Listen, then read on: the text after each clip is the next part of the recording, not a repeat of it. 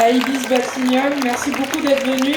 Avant de commencer, je me permets d'ailleurs de dire qu'il y a une caisse de solidarité qui normalement va passer à travers vous, ou que si elle ne passe pas tout de suite, elle va être disponible très bientôt, parce que évidemment la solidarité, en fait, c'est aussi la solidarité financière, d'autant que en l'occurrence, ça fait un certain temps que vous êtes en lutte déjà, et précisément, on peut commencer par ça. Ça fait quoi d'être en lutte depuis plus d'1 an ?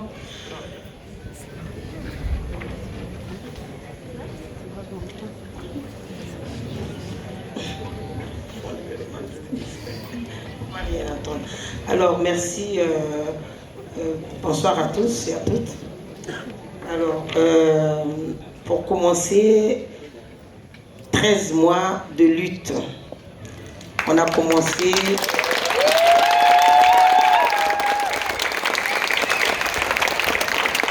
Ça a commencé le 17 juillet 2019.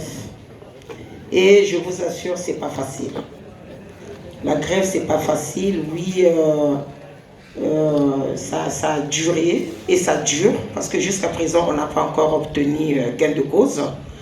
Et pour nous, c'est une longue grève, et c'est la première qu'on a fait dans notre site. On n'a jamais fait une grève comme ça, et une lutte comme ça, excusez-moi, parce que la lutte, quand ça commence, on ne sait pas quand ça finit. Quand vous commencez, le jour que vous allez débuter, vous savez, mais le jour que ça va finir, on ne sait rien. Et voilà pourquoi on est encore là, parce que nous sommes en lutte pour les conditions de travail, parce que on nous appelle les invisibles, parce qu'on ne voit pas, et les petites mains qui travaillent, on ne les voit pas. Et pour les conditions de travail, c'est ce qu'on a dénoncé, et jusqu'à présent, voilà pourquoi on est encore en lutte, parce qu'on ne nous a pas encore répondu, et le groupe Accord ne veut pas céder à nos revendications qui sont en place, des revendications qui sont simples pour eux, pour les conditions de travail qui ne sont pas bonnes pour nous, les femmes de chambre. Et voilà pourquoi, jusqu'à présent, on n'a pas encore... voilà, la lutte, voilà, les 13 mois de la lutte, ça, en gros, ça résume pour ça, parce qu'on n'a pas encore reçu, on n'a pas encore eu gain de cause. Voilà, nous sommes encore en lutte, mais c'est pas facile, hein. C'est pas facile, c'est fatigant.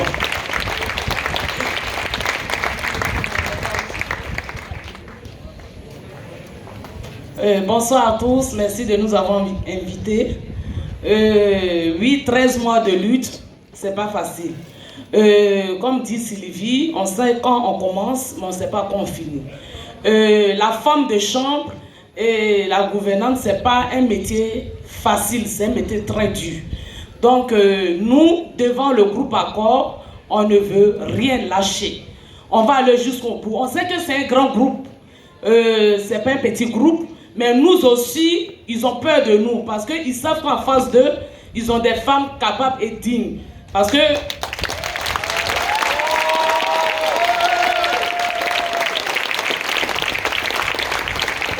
nous disons que la lutte va continuer. On ne va pas lâcher. Le groupe Accord, il joue à sourd d'oreille, mais nous, on va toujours tenir tête au groupe Accord. Donc, merci. Merci beaucoup. Du coup, qu'est-ce qu'on peut faire aujourd'hui, en fait, pour vous aider à gagner, et quelle solidarité on peut mettre en place ? Bonjour à toutes et tous. Donc, je vous remercie effectivement pour cette invitation à cette université d'été. Comme l'ont rappelé Rachel et Sylvie, effectivement, la lutte dure quand même depuis 13 mois. Vous avez dû certainement le lire aussi, enfin, sur les pages Facebook, etc. Effectivement, suite au confinement, les grévistes ont décidé de suspendre leur mouvement de grève en attendant pendant la période du confinement, parce que l'hôtel était fermé, et il est toujours d'ailleurs fermé.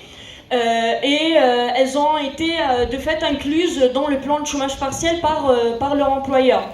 Ceci étant, la lutte n'est pas encore finie, et effectivement, on attend la réouverture de l'établissement pour reprendre des actions, pour reprendre effectivement toute la pression qu'on peut mettre en place pousser le groupe Accor à négocier les revendications des salariés et à ce qu'elles gagnent effectivement leurs demandes qui sont pas énormes, mais qui relèvent simplement de l'application du droit et aussi qui relèvent pour le coup d'une amélioration de leurs conditions de travail et aussi des augmentations de salaire et l'amélioration de leur statut social.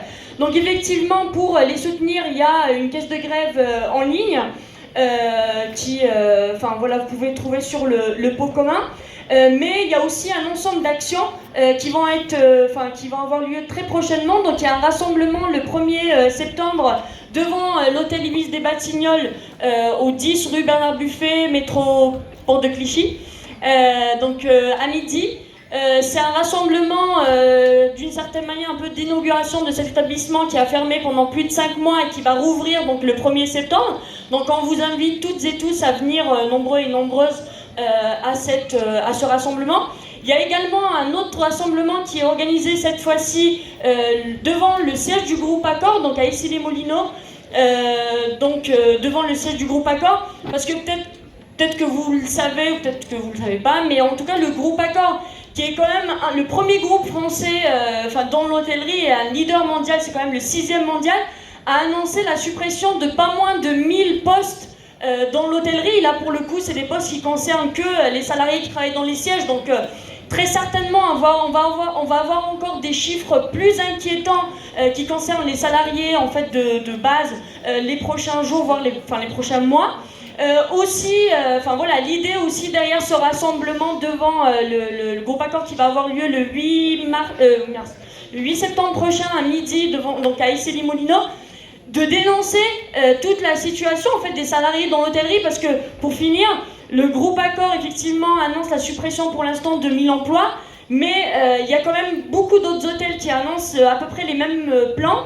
Je pense notamment par exemple au groupe Constellation qui annonce la suppression de pas moins de 240 emplois dans leurs hôtels.